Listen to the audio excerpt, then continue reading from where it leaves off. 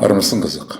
Бүгінгі менің тоқталайын деп отырған тақырыбым ақиқат кітабында қазақ деген сөзді қаз дегеннің қапай, ақ дегеннің клетка деп аударып. Оны білесіздер. Яғни өзінің ұлтын қазақ деп Құдай қойғызсын, өзі қойсын. Атаған екен. Құдірет ақтың ішінде орналасқан. Ал ақты тек қана микроскоп арқылы көруге болады. Құрылымы судан және қышқылдардан тұрады. Бір қарағанда түкке тұрғысыз дүние. Бірақ адамды жасайды.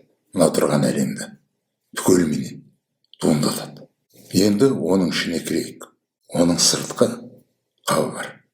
Қазақта атауын қойған. Сүлде, сүбебе, сүлбе деп.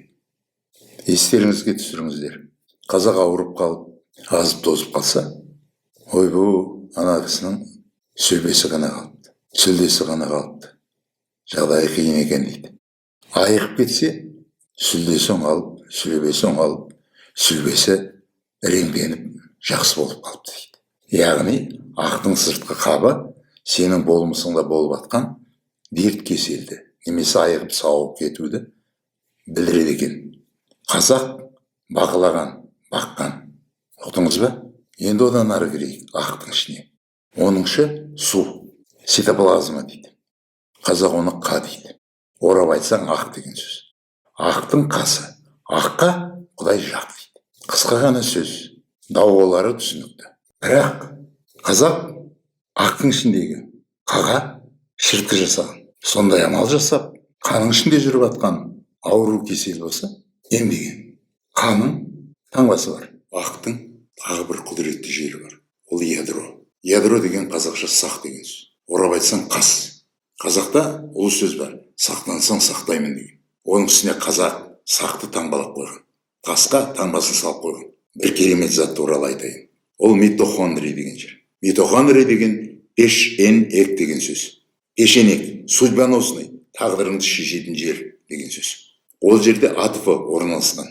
Ақтың электросынсыз. Оты, температура клетки. Ол температура 36-6 градус қызулықтан тұрады. Қазақша оны жан дейді. Сол жердегі пешенектің ішіндегі жан өшкен кезде адам өмірден озады. Тәңіршілер осы өшкен жанға жаназа шығарады. Демек тәңіршілердің жаназасы абстрактный затқа шығарылмайды екен. Мына жары дүниеде бар затқа арналып шығарылады.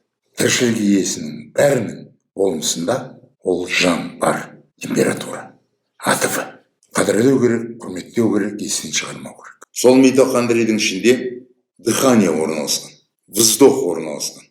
Қазақта вздох деген сөз, дем деген сөз. Қазақ айтады, демің біткенше өмір сүресің дейді. Әрбір клетканың, әрбір ақтың ішінде орналасқан бұл пешенек. Демек, пешенек ол материалдық зат. Қазақтың дүниетанымында таңбасы бар. Тағы да ақтың ішінде рибосома деген бар дейді, ғылым айтады. Сол дейді, белокты жасайды дейді. Ол теңір, осы тәңірді жасайды.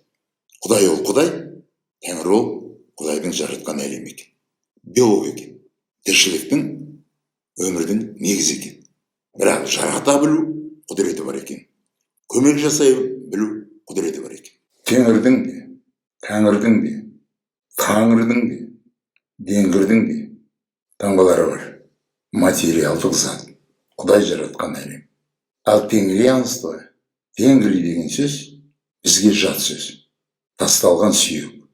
Басқа ұлттардың тастаған сүйегі. Ұмытуымыз керек. Тенгриді да, тенгриянствоны да. Есімізді жидық, ақиқатымызды айта бастадық. Есіңді жида, қазақ туралы ақиқатты айта бастадық. Әзірге сау бол.